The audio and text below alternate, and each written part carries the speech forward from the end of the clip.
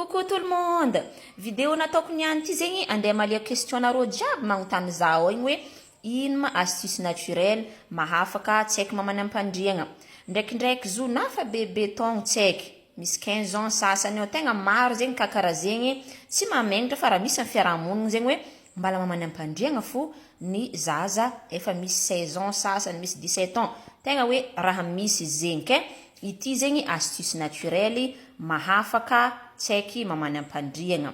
Izy io zegny anareo mangala vary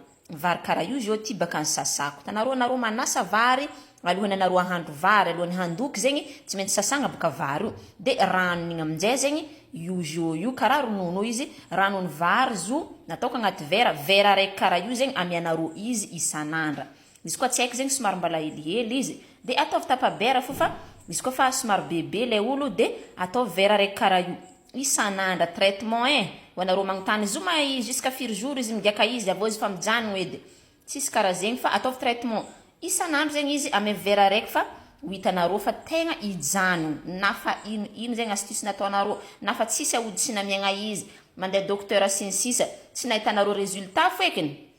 ity ranombary ty zegny no tegna 100% efficace fa maro olo nambarako izy ty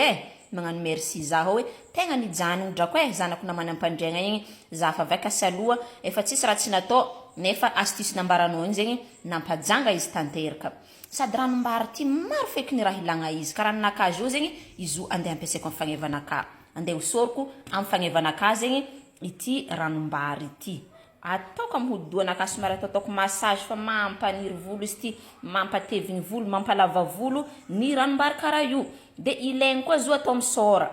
mangala coton zegny anareo de igny zegny anasanareo sôranareo na ino problème resaka tare efa nagnano tato baka za fa nambarako anareo tato ny masque à base-ny